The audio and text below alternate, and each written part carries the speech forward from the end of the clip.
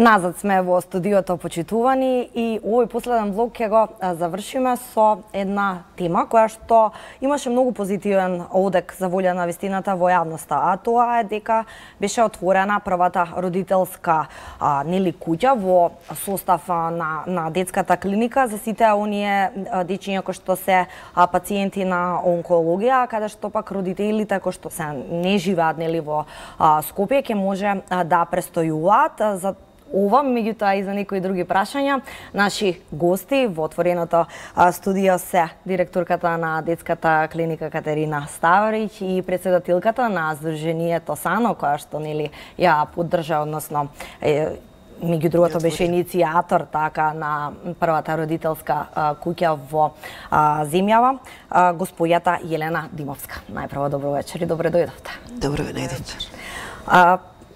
Оно што е главно прашање, еве Јелена, најпрво до вас од каде потекна ова иницијатива, односно идеја за отворање на ваква родителска куќа? Долго време се работеше да се отвори оваа куќа, че помина многу од идејата до реализацијата, гледајќи ги, знаејќи условите кои родителите ги имаат и болните деца надвор од нашата држава во Европа и во соседните земји, видовме дека тоа кај нас го нема, а е многу потребно, така што оттаму некако тргна целата идеја.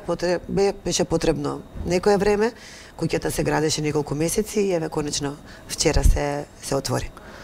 Доктор Ставрич, што ќе значи ова? Знаеме дека секако ќе има, односно ги има сите можни позитивни аспекти. Започна така како што започна, малку подолу во разговорот ќе разглобиме и ќе објасниме се подетално, но еве едно ваше видување. Па, многу ќе значи за родителите и за децата.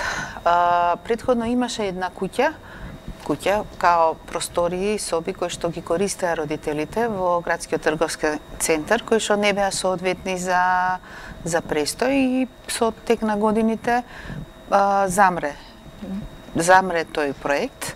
Така да овој проект сега го отпочнавме со невладината организација САНО и на вистина голема благодарност до нив и до нивниот ентузијазам, бидејќи без нивниот ентузијазам мислам дека ќе чекавме уште долго време за ова да се заврши.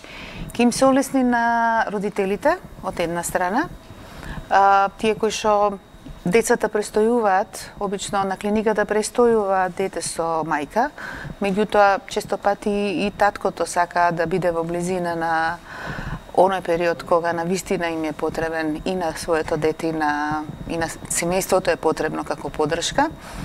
Така да ќе имаат услови тука да престојуваат, кои што не се од Скопје. А од друга страна, втората група на пациенти се тие кои што веќе се во онаа фаза на болеста кога имаат потреба да примаат терапија, меѓутоа не е тоа врзано со престој во болница, значи како дневна болница може да ја примаат терапијата, кои до сега, поради немање на вакви услови, или ги хоспитализиравме ние тие пациенти на одделот, или самите семејства изнајмуваа станови во Скопје, зборам за тие кои што не се од Скопје, изнајмуваа станови во Скопје и тука престојуваа во тој период дека се спроведува таа терапија како дневна болница. На овој начин мислам дека ќе им значи многу од финансиски аспект. Одлично е што е во близина на клиниката, значи доколку и престојуваат некои од децата од дневна болница таму за било каков проблем ако има, тука е клиниката, значи многу лесно пристапна. Така да се надевам дека ќе биде прифатена и од пациентите и од родителите и дека навистина ќе имаме една добра соработка со САНО. Има ли, ева, иако е кратко пред неколку денови, беше и официјално отворено, можеби веќе пристигнато некои родители? Да, веќе има еден станар, самохран татко, од денеска почна да престојува во куќата, неговата 4-годишна ќерка е на онкологија. Де факто дека е убава идеја, модерен концепт, меѓутоа би сакал да спојам две прашања во едно. Пред се да расчистиме, нема финансиски трошок за луѓето кои што доаѓаат во оваа куќа? Не. Значи куќата е опремена со 4 апартмани, целосно опремени, секој апартман има своја бања, имаат заеднички простори како што е кујна и сутрпезарија и дневна. Сместувањето е бесплатно за сите оние кои ќе добијат потврда од лекарите дека е потребно да останат нивното дете да остане на подолг престој во болница. Предност имаат секако децата од онкологија и нивните родители, но доколку има некој дете со можеби сериозна некоја операција на срце или нешто, секако дека и они и нивните родители ќе можат да престојат таму. САНО ќе организира и САНО ќе се грижи за средствата за хигиена и за доручек имаат бесплатно. Комуналите ги Комуналите е на Министерството на здравство, да. Освен во Скопје, каде што има купица неискористени објекти, каде што ова идеја би можела нели да се разложи така, да има повеќе вакви објекти во надворот Скопје, може да се прават исто вакви? Па може, меѓутоа Универзитетската клиника за детски болести е единствено терцијарно ниво за Македонија и сите тие комплексни болести, значи и диагностичката процедура и терапијата се спроведува на детската клиника. Така да од тој аспект е добро што тука е секако капацитетот од 4 кревети ќе видиме како ќе иде од 8 кревети, добро, 4 апартмани, меѓутоа сепак сигурно дека може ќе се наметне потреба да има и друга родителска куќа во близината, така да, меѓутоа ние сме среќни што и со ова почнавме сега. Да, ова е старт и тоа ми беше следното прашање, дали може би има и некои планови секако во соработка со клиниките за проширување на што повеќе објекти во Секако постојат планови, постојат проекти за кои ќе се работи, како што ќе се одвиваат, како ќе почнуваат да се осваруваат, ќе ви информирам. За сега сме се концентрирани на овој дел од проектите. Да, почитувани, да напоменам само дека ќе ги отвориме телефонските линии за вас, доколку сакате да поставите некое прашање до нашите гостинки. Темата веќе ја гледате и она што разговараме тука во студиото. Секако е тука доктор Ставрич, па и господја Димовска, кој што разговараме за родителската куќа, меѓутоа доколку имате некоја ваша сугестија или мислење, слободно може да го споделите. Да, доктор Ставрич, може ли да се јави некаков проблем со финансиите? Јас колку што се сеќавам, екс-министерот Таравари зборуваше дека Министерството за здравство има долгови кон комуналиите, па може ли да се очекува во иднина да се јават проблеми за тоа? Па не би можела да одговорам. Во основа ова е проект на невладината организација во соработка со Министерство. И ние сме тука партнери, повеќе као партнери во смисол на упатување. Значи сите родители кои ќе бидат таму упатени деца ќе треба да добијат дозвола од лекарите од хематоонколошкиот оддел. А од друга страна, значи и поддршката и на семејството, они таму ќе имаат и психолошка поддршка, и децата, значи и здравствената поддршка на децата, стоиме ние тука во тој поглед.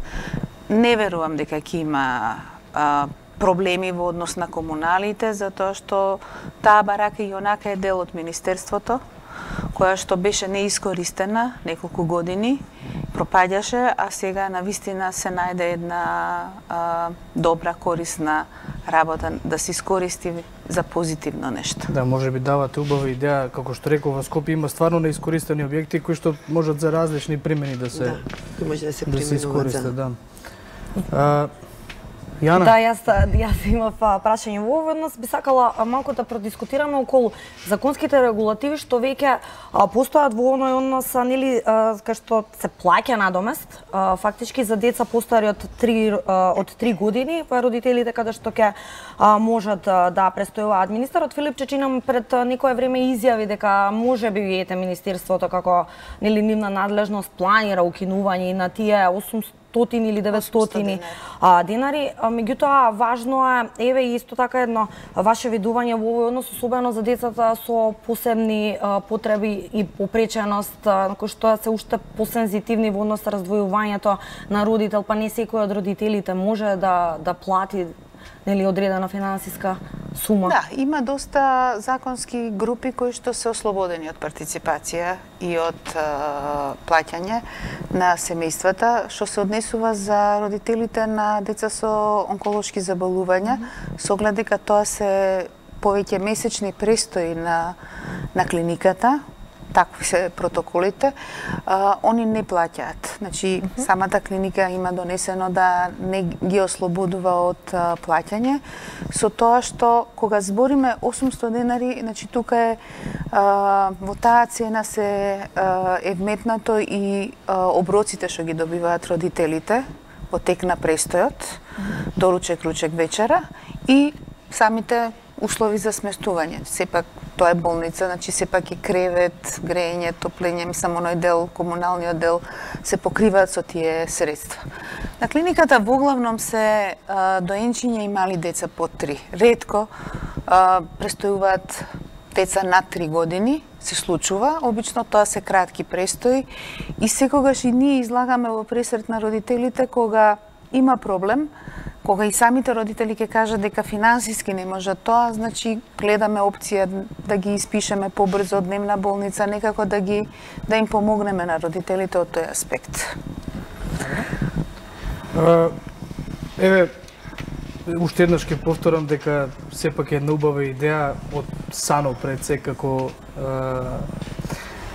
заедно со поддршката нели од ваша страна. Меѓутоа, додека ги очекуваме јавувањата на оваа тема, јас би сакал да отвориме.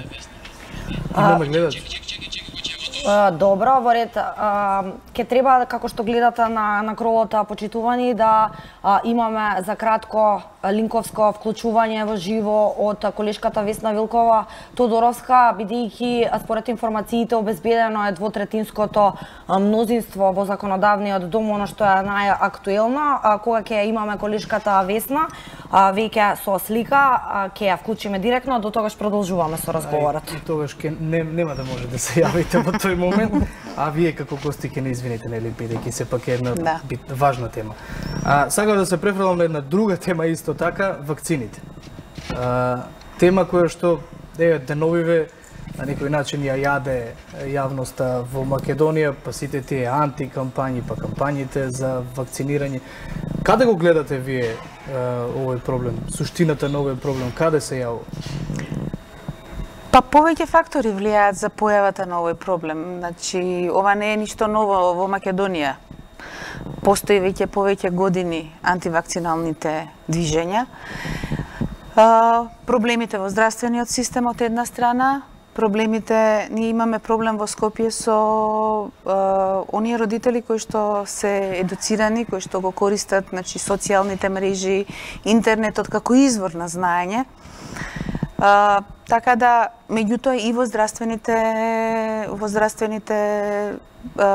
здравствениот кадар исто така е проблемот, затоа што на некој начин последните години и поќе ја би рекла не се родителите против вакцина. Мал дел е на тие кои што навистина не прифаќа да ги вакцинираат децата.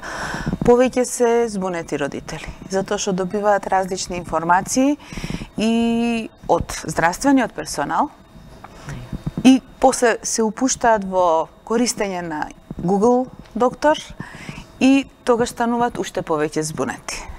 Така да, мислам дека последнава година Комитетот за имунизација почна сериозно да работи на сите полиња, значи на квалитетот на вакцините, кој што беше и предходно, немаше сомнеш во квалитетот на вакцините и предходните години. Меѓутоа, оној друг аспект на едукација на здравствениот кадар, уедначување на ставовите. Сите имаме стравови и родителите имаат стравови, меѓутоа сепак сме ние доктори и ние истапуваме со научни сознанија. Значи, науката стои позади сите наши изјави кои ги даваме поврзани со вакцините. Во ред, тука сега се целиме во законодавниот дом, ја имаме на линк во живо колешката Весна Вилкова-Тодоровска. Весна, што е најново од таму, обезбедено ли е двотретинското мнозинство?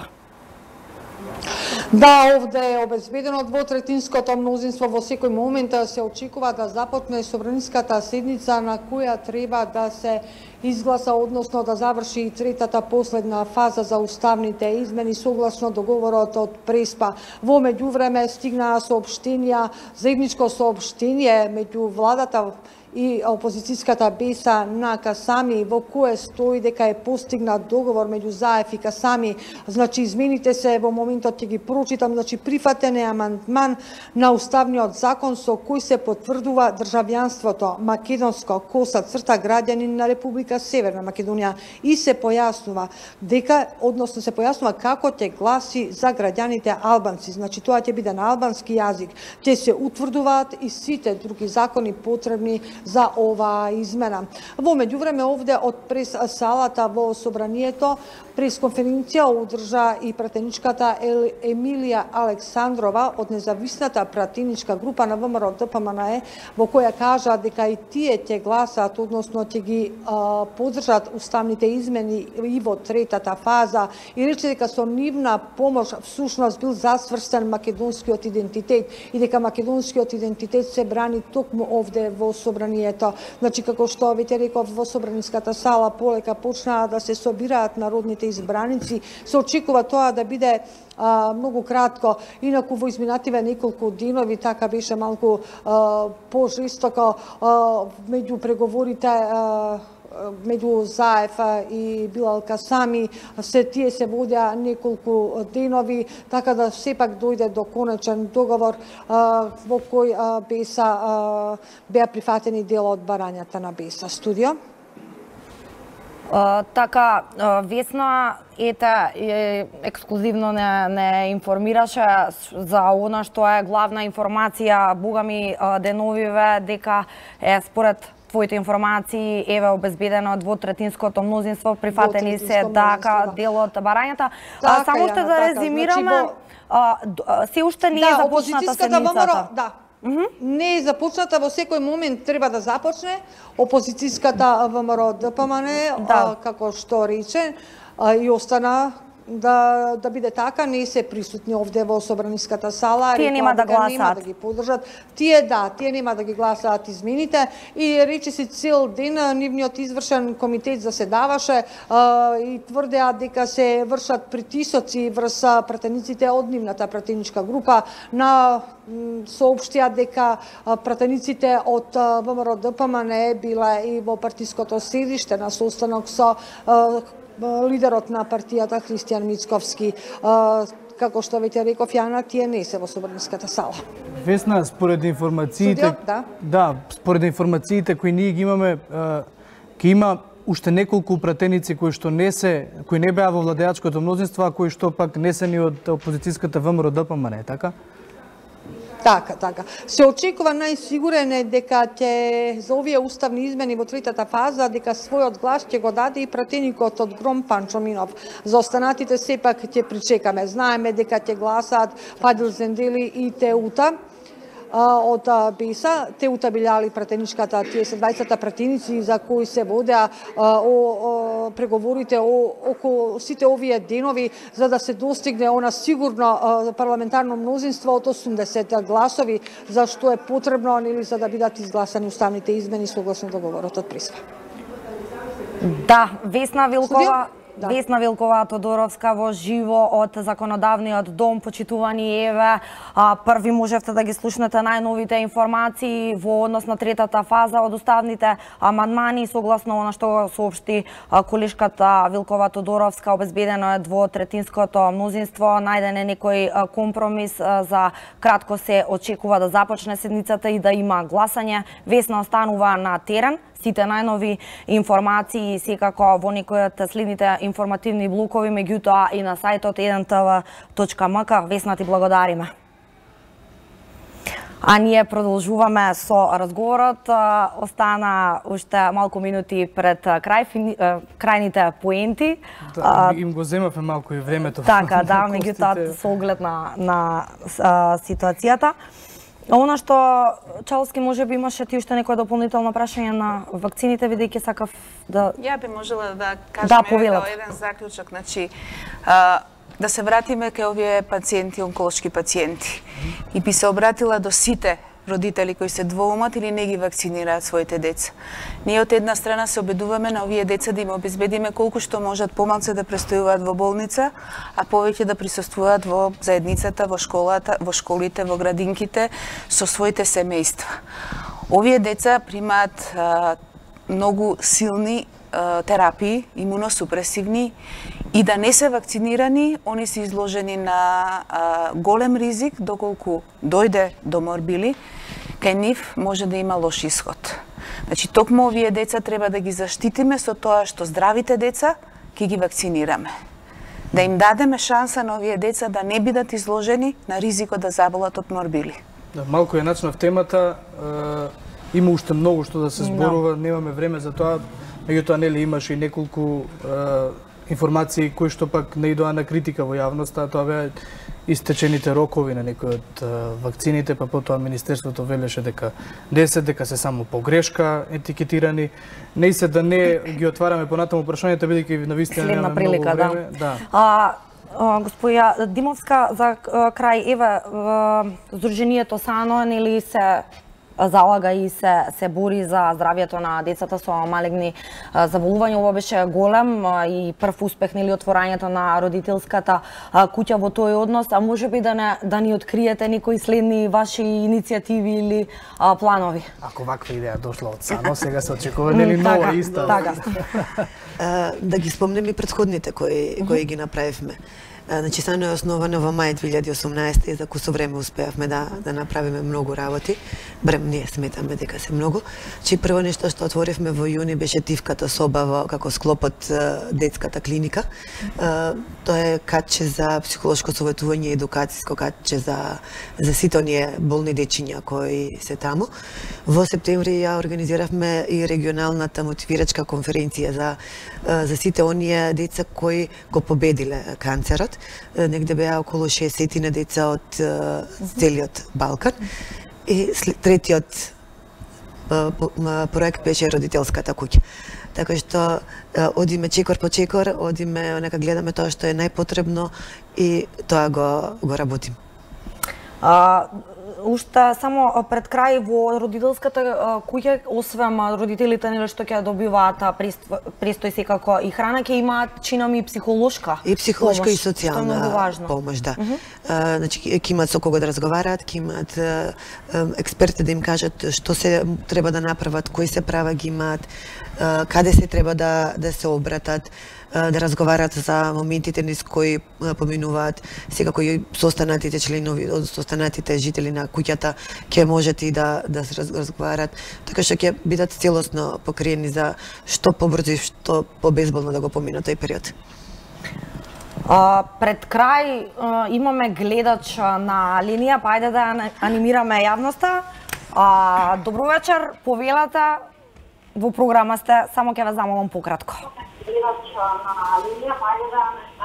И за старт да го намалите тонот на вашиот ТВ приемник. Ало? Добро вечер, повелате во програма сте. Добро вечер, се слушаме? Да, се слушаме одлично, повелате. Јас случајно сега те уклучив на оваа програма. Ќе ве молам, зашто сте доволен збор за како се вика? Ја гледате темата на вашиот телевизиски екран? Но повелете доколку имате некакво прашање. Како сте всушност, штом сега се вклучивте, да ја прашаме како сте, добри сте? Меѓутоа, во интерес на времето ќе ве замолиме поконцизни во прашањето, бидејќи треба да се одјавуваме. Добро, очигледно не успеавме да се разбереме со гледачот, но сепак еве, како што споменавме, има на оваа тема доста да се зборува, некоја следна прилика. Ние ви благодариме многу за вашето гостување и издвоеното време.